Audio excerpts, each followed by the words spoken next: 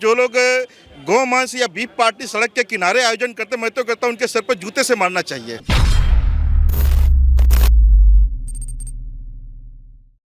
पश्चिम बंगाल में चुनावी घोषणा हो चुकी है और चुनाव को लेकर पश्चिम बंगाल की जनता का क्या मूड है, क्या मुद्दे हैं, जानेंगे पश्चिम बंगाल की जनता से।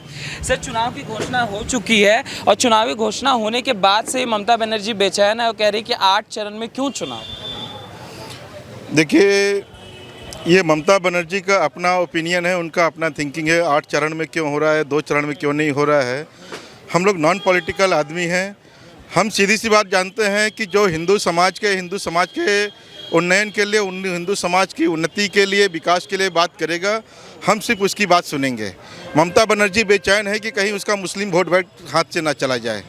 ममता बनर्जी को हज हाउस का ज़्यादा चिंता रहता है। गंगा सागर हाउस जो बहुत दिनों से लंबित है, हमारे हिंदू जागरण मंच की तरफ से उनके पास में कई बार ज्ञापन भी दिया हुआ है कि गंगा सागर हमारे हिंदुस्तान के, हमारे भारतवर्ष की एक बहुत बड़ी धरोहर है, पुरानी धरोहर है, उसको विकसित किया जाए, उसका उन्नति किया जाए। लेकिन उनके पास में उसका समय नहीं है। वो अपने हज हाउस पे पड़ी हुई हैं। गंगा सागर हाउस के लिए आज तक उनके पास समय नहीं निकला। तो उनके लिए वो 8 चरण में, 2 चरण में, ये उनके एक डिस्कशन का मैटर हो सकता है, लेकिन उनकी चिंता कुछ और रहती है। हिंदू समाज के विकास के लिए, उन्नति के लिए अगर वो बात करें, हिंदू समाज की अवहेलना क्यों हो रही है, दूसरे समाज के तुष्टीकरण के लिए हिंदू समाज को छोटा क्यों दिखाने की चेष्टा करती हैं, अगर ये अपने गिरेबान में झांक कर देखेंगे तो उनको इसका आंसर मिल जाएगा कि 8 चरण। हम तो कहते हैं कि हर मोहल्ले में, हर एक विधानसभा में अलग अलग चरण में वोट हो तो ज़्यादा अच्छा हो और ज़्यादा निष्पक्ष तरीके से वोट हो पाएगा। आजकल पूजा पाठ भी तो कर रही है ममता बनर्जी। बड़ी खुशी की बात है, भगवान ने उनको थोड़ी बहुत बुद्धि दी होगी कि पूजा पाठ करना चाहिए। नहीं तो वो तो गौ मांस का पार्टी करती थी सड़क के किनारे। हमको तो शर्म आता है। हमको समझ में तो ब्राह्मण की लड़की या किसी और की लड़की है। ऐसे नेताओं के ऊपर में तो मतलब जो लोग गौ मांस या बीफ पार्टी सड़क के किनारे आयोजन करते, मैं तो कहता हूँ उनके सर पर जूते से मारना चाहिए। दादा, क्यों खटकने लगी ममता बनर्जी? जो ममता बनर्जी 200 खटक रही, हमारे को नहीं खटक रही। हमको हर वो आदमी खटकता है जो हिंदू समाज का अपमान करता रहता है दूसरों की खुशी के लिए। हमको वो हर आदमी खटकता है जो हिंदू समाज को छोटा दिखाने की चेष्टा करता है दूसरों की तुष्टीकरण करने के लिए। आप दूसरे का खुशी करो, उसके घर में बिरयानी भेजो, उससे हमारे कोई परेशानी नहीं। लेकिन आप हिंदू समाज को सड़क के किनारे आप उसकी तौहीन करेंगे, जगह जगह बीफ पार्टी करेंगे और हर मंदिर पर मुसलमान को बिठा देंगे कि आप उसकी कमेटी के मेंबर बन जाओ। क्यों हमारे हिंदू समाज में क्या हिंदू लोग नहीं है, समझ पढ़े लिखे होशियार लोग नहीं है जो हिंदू मंदिर की कमेटी संभाल सकें? तारकेश्वर हो, और भी बहुत सारे उदाहरण हैं जहाँ पर मुसलमानों को बिठाया गया। मुस्लिम मंदिरों में क्या एक्टिविटी होती है उसकी देख रेख करने के लिए।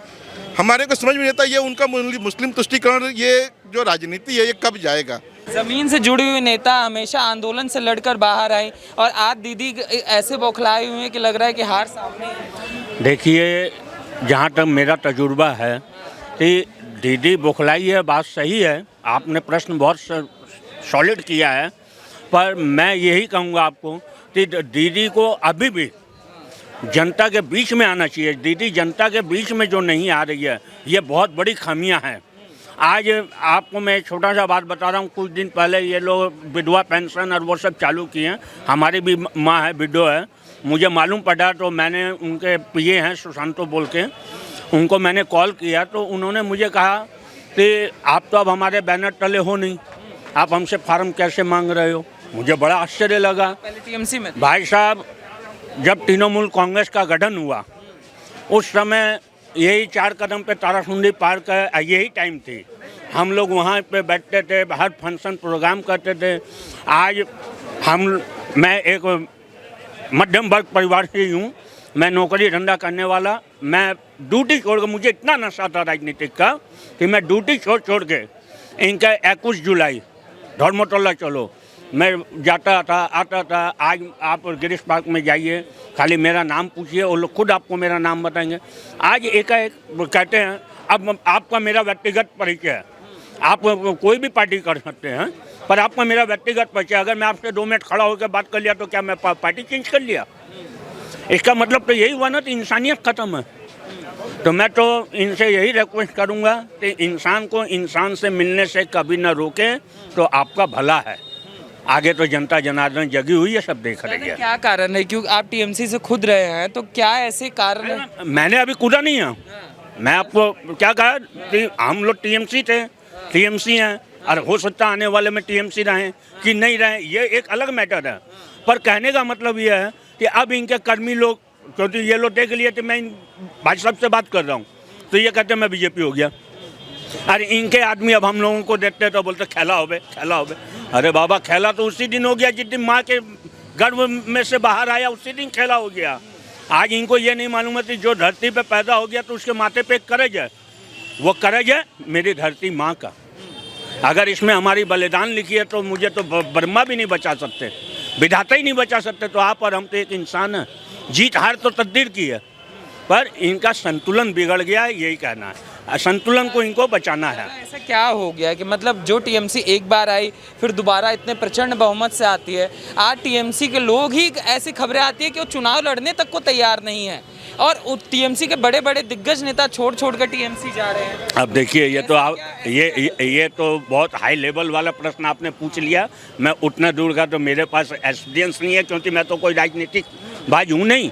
पर हाँ, इतना ज़रूर आपको कहूँगा कि अगर आप ज़मीनी स्तर से हैं, मुझे मालूम है ममता बंदोपाध्याय ज़मीनी स्तर की नेत्री है, मैं बोलता हूँ आई लाइक टू यू, मैं आज भी उनको सपोर्ट करता हूँ। पर दीदी, जब आप ज़मीन से उठे हैं तो कम से कम जनता के बीच में रहें, तो आपका भी भला, जनता का भी भला। और इनके जो पार्टियों में जो चमचे हैं वो उन तक कोई बात ही नहीं पहुँचने देते। दुख इस बात का है।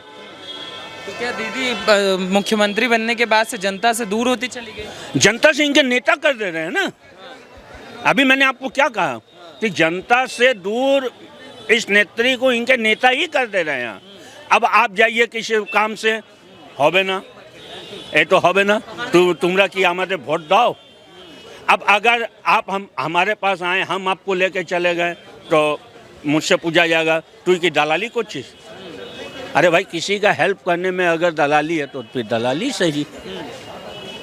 मतलब आज ये स्थिति हो चुकी है कि अगर आप टीएमसी के साथ हैं तभी आप सरकारी सुविधाएं ले सकते हैं, नहीं तो नहीं। हाँ, नहीं तो नहीं नहीं ले सकते। इस तरीके की स्थिति है, आपको टीएमसी में आना ही पड़ेगा। सरकारी लाएंगे, नहीं ये लोग जबरदस्ती लाएंगे, आपको जीने नहीं देंगे, कमाने खाने नहीं देंगे। দেখুন, বাংলার একটা ধারা ছিল, বরাবরই আমরা দেখেছি সর্বধর্ম সমন্বয়, কিন্তু লাস্ট 1 ডিকেডস মানে 10-12 বছর ধরে দেখা যাচ্ছে সেইটা থেকে এখানে যে সরকারই আসছে সেই জায়গা থেকে তারা অনেকটাই সরে গেছে। সেই জন্য বাংলার লোক তারা নিজেরা ঠিক করে নিয়েছে এখন তারা কি করবে। বলতে গেলে একটা পোলারাইজেশন কিন্তু অলরেডি হয়ে গেছে, যেটার জন্য যারা সত্তাধারী পার্টি আছে তারা হয়তো চিন্তা করছে যে এদের ইউনিটিটাকে কীভাবে আমরা ডিস্ট্রয় করতে পারি। সেই জন্য তারা অ্যাগ্রেসিভলি একটা ধর্মান্ধতার দিকে চলে যাচ্ছে, একটা ধর্মকে তোষণ করে ফেলছে আর একটা ধর্মকে। जो तुष्टीकरण का इल्जाम दादा भी लगा रहे हैं कि तुष्टीकरण बहुत हो रहा है दादा। जो बॉर्डर एरियाज़ हैं वहाँ भी लगातार जनसंख्या परिवर्तन हो रहा है और यहाँ से सीए और एनआरसी का भी विरोध हो रहा है, तो कितना मतलब फ़र्क पड़ पाएगा इससे चुनाव में? देखिए, ये राजनीतिक विश्लेषण हम लोग नहीं करते हैं, लेकिन हाँ इतना ज़रूर जानते हैं कि मुस्लिम मतदाताओं को गुमराह किया जा रहा है, मुस्लिम समाज को गुमराह किया जा रहा है, उनको भड़काया जा रहा है दूसरे समाज के विरोध में। या पश्चिम बंगाल में ऐसा हो गया है कि आप बीजेपी का विरोध करोगे तभी आप टीएमसी वाले कहलाओगे, नहीं तो आप सच्चा ईमानदार टीएमसी के आदमी नहीं हो। तो ममता बनर्जी को लगता है कि जितना मतलब सेंट्रल का विरोध करेंगे, सेंट्रल के पॉलिसीज़ का विरोध करेंगे, उतना हमारे फ़ायदेमंद होगा, मुसलमान लोग हमारे साथ में आएंगे। तो ये उनका राजनीतिक विश्लेषण है, लेकिन हमको नहीं लगता है कि सीए के कारण यहाँ पर कोई बहुत ज़्यादा फर्क पड़ने वाला। मुसलमान भी धीरे धीरे जागरूक हो रहा है, उनको भी समझना चाहिए कि इससे उनको कोई तकलीफ नहीं, कोई परेशानी नहीं, हम लोगों को नहीं समझाया पड़ा है। तो मुसलमानों को गुमराह करने का एक तरीका है, और हम तो हमारे हिंदू भाइयों से इतना ही अपील करते हैं कि आप सब लोग एक रहो और जागरूक रहो।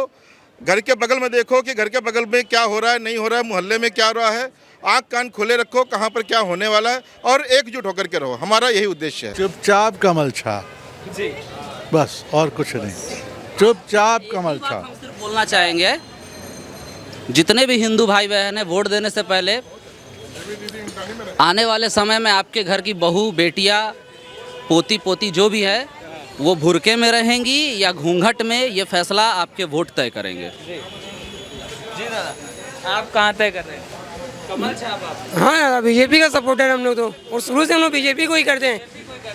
हाँ, हम लोग बीजेपी मानते। 3 ही सीट रहेगी थी, इतना सपोर्ट करने नहीं, अब की और बंगाल में 200 सीट है दादा। हाँ, बंगाल में 200 सीट है। दादा 200 क्यों हो रहे? अच्छा जी 200 क्यों दादा 200 है, हाँ 200 200 है, आप देख लीजिएगा। और भगवान भी है संग में, राम जी भी है। 200 सीट अब की बार बंगाल में। आप कह रहे हैं दादा बीजेपी 3 सीट वाली बीजेपी अपनी सरकार कैसे बना लेगी? नहीं, अब कहाँ से 3 सीट रहेगी? हाँ अब तो इसके 200 के पार आंकड़े जाएंगे। ऐसी क्यों स्थिति आ गई दादा? कभी अस्तित्व नहीं था भाजपा का पश्चिम बंगाल की राजनीति। ऐसा ही मैंने उलटफेर आया है इस वक्त। पूरा मैंने समीकरण, हाँ सब समीकरण, राजनीति पलटने वाली हाँ समीकरण बदल गए सारे। हाँ, क्षेत्रीय राजनीति समाप्त समाप्त